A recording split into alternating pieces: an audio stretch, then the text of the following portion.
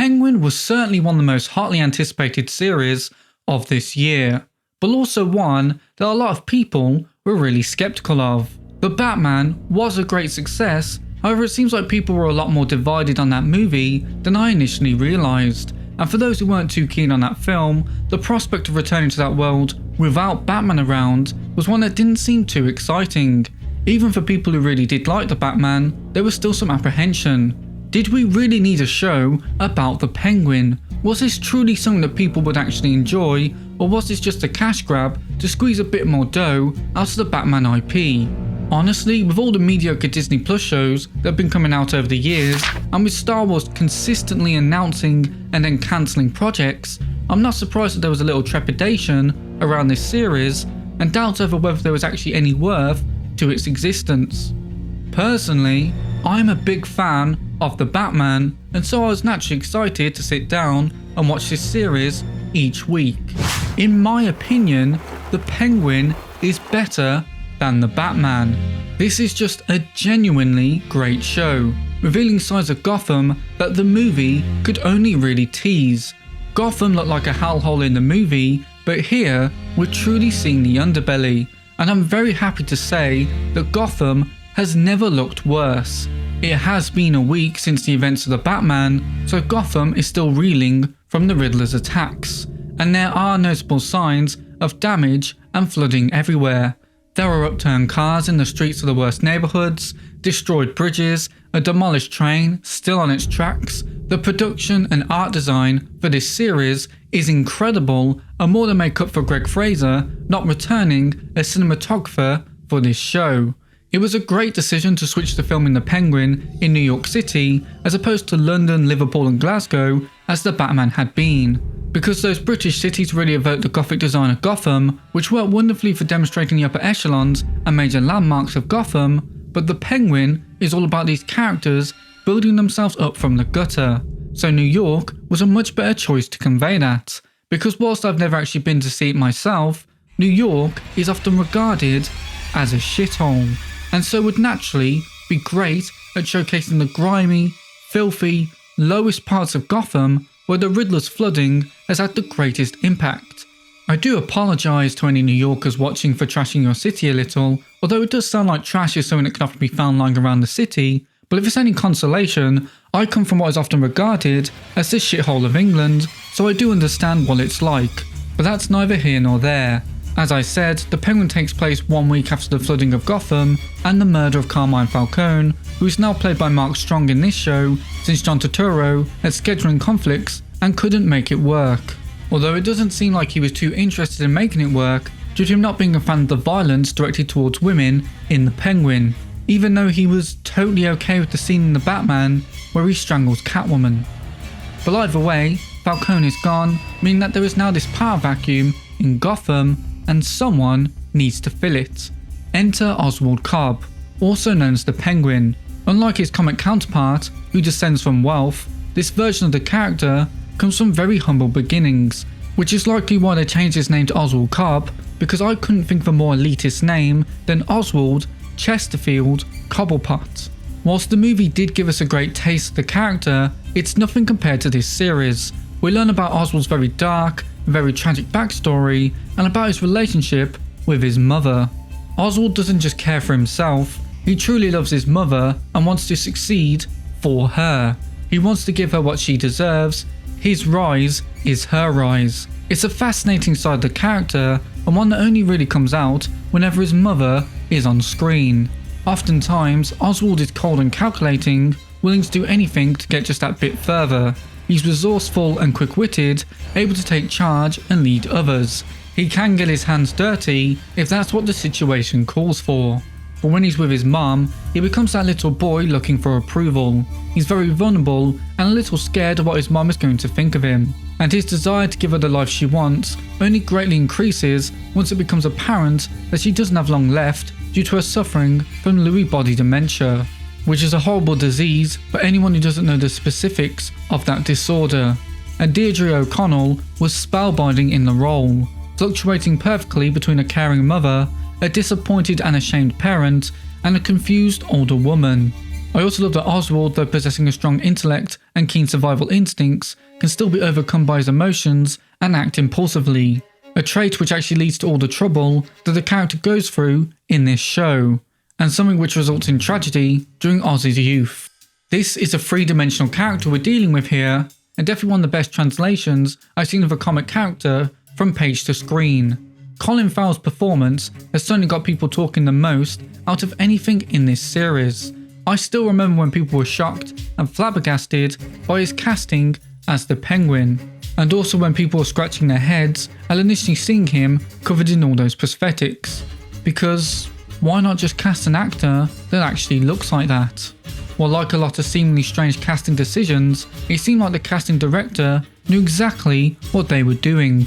Firstly, let's actually talk about the prosthetics before we dive into Colin's performance, because so much of the Penguin's character leaps out to the screen at you from just his appearance alone before he's even uttered a word. His face is all scarred, with a very prominent one going from his lips across his cheek, implying a lot of history and situations that Oswald has had to overcome. His nose hooks a little, like a penguin's beak, his hair's receding but it's combed over so that he can somewhat maintain his appearance. A bit of a visual metaphor there, with how often Oswald sweeps things under the rug and hides his problems.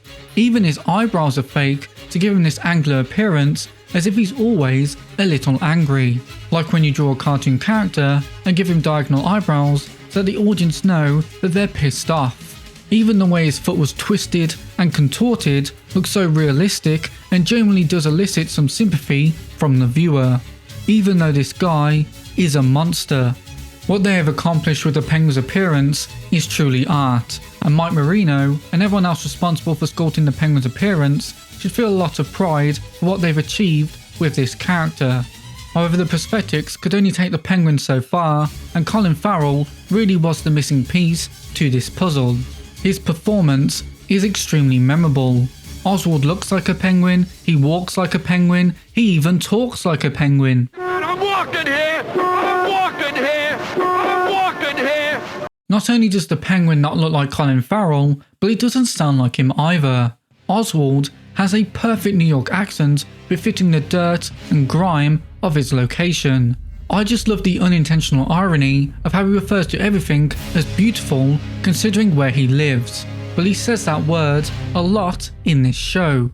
It really gives off the vibe that both Sophia and Sal Maroni, played beautifully by the always great Clancy Brown, highlight when they go to Oz's house that this guy is a bit tacky. And what completes this incredible performance is the way that Oswald walks. Due to his foot, Oswald limps, which makes it seem like he's waddling around, like a penguin does. What's interesting about this limp is that Oz actually tries to hide it around people. If you pay close attention to the scenes where Oswald is alone, you'll see that he limps a lot harder, whilst he does his best to reduce it when he's around others, especially those with far more power than him. This adds another layer to his character, and I like that it shows that Oswald does try to keep up appearances. He may take advantage of how he looks to come across as weaker than he is, so that people underestimate him, even hiding the fact that he can speak another language, but to some extent, he doesn't want to be looked down upon. And this whole series paints a picture of a guy who just wants to be loved and respected. That's why he does what he does at the start of the show, and why he yearns for his mother's affection. Every aspect of the Penguin's character, from his performance to his personality to his appearance, is a 10 out of 10, and has without a doubt cemented this incarnation of the character as one of the most iconic television characters in quite some time. However, Oswald isn't the only impressive person in this series. I did say that there was a power vacuum in the wake of Falcone's death, and Oz isn't the only one vying for power. There's also the likes of Alberto and Sophia Falcone, Carmine's children. Both are big obstacles for Oswald, but without spoiling anything, Sophia is much more of an issue for the Penguin than Alberto is. In fact, I think Sophia may just be my favourite character in this whole show, due to a combination of Kristen Miliotti's performance and the fantastic writing afforded to her. From the first second that she's on screen, you know that Sophia is going to be the biggest adversary that Oswald is going to have to face in this series. You can tell instantly that she's a little off, and it makes her both dangerous and unpredictable. You're never quite sure what she's going to do or how she's going to react to certain situations or comments. But what's really interesting about Sophia is how when the layers of her character slowly pulled back, you find someone quite sympathetic. Sophia was in Arkham because her father put her there. She is a victim and truthfully not really a bad person. In fact, I found myself sort of rooting for her more than the Penguin. However, Sophia isn't a saint. She may get the best episode of this series completely dedicated to her, where we get to see her backstory and develop an understanding for her character, but she isn't a good person. She may have stronger morals than everyone else, but she still does bad things, even some truly evil things. Some people might find some of her actions justified or excuse some of what she does because she's a victim, but that doesn't change the negative impact of her actions. Yes, she is a victim, and unfortunately, the awfulness inflicted upon her has only made her worse, and I like that this show remembers that. A weaker one might have presented Sophia as this unsung and misunderstood hero, but this series is very aware of Sophia's true nature and finds the perfect balance between making her very likeable and very tragic, and also showing how far she's fallen and what she's willing to do to get what she wants. Sophia is a phenomenal character, and one that I won't soon forget. Rounding out our leading trio is Vic. In the first episode, a bunch of kids are attempting to steal the tyres off of the Penguin's car.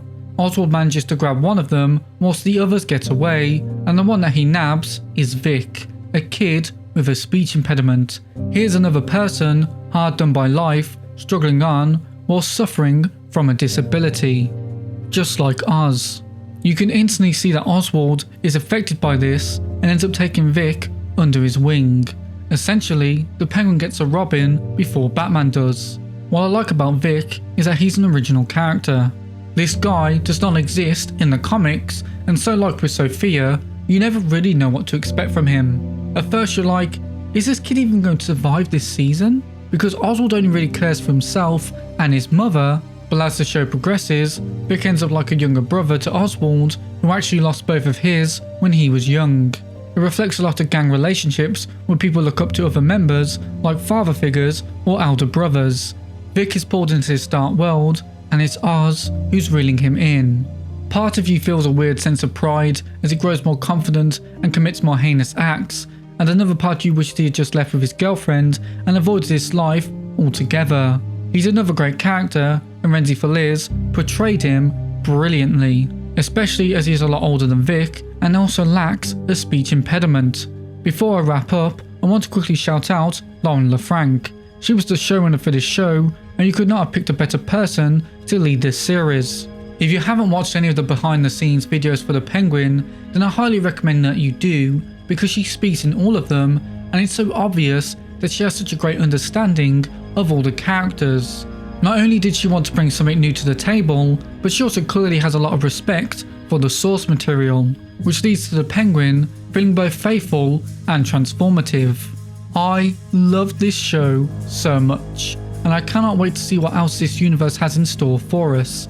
Colin Farrell has already confirmed that he's returning for the Batman Part 2. Apparently, he has like 5 or 6 scenes in that film. Hopefully, one of them is of Batman just beating the snot out of him. I am excited to see what the future holds for both this character and this variation of Batman mythology as spearheaded by Matt Reeves. But that is just what I think.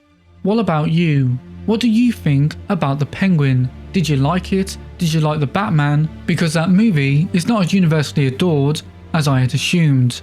And who's your favourite character in the Penguin? And also, which Batman villain would you like to see get their own show next? For me, it would be characters like Bane, or Mr. Freeze, or Black Mask. Now he would be a good one. Actually, he's a perfect fit for this Batman universe. A Mr. Freeze show on the other hand though would probably work better if it was outside of the Batman universe. Actually, I think I do know who would be the perfect villain to get their own series. Condiment King.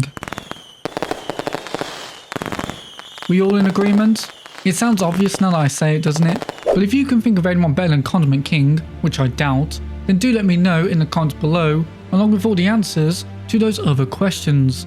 And whilst you're down there, do be sure to hit the like button. It gives this video a significant boost, And if you're feeling especially generous, then do consider subscribing. I would love to have you become a regular viewer. But until next time, thank you so much for watching this video. I really appreciate it. I hope that you have a lovely day. Bye bye. You wanna go? What are you waiting for? Fucking go.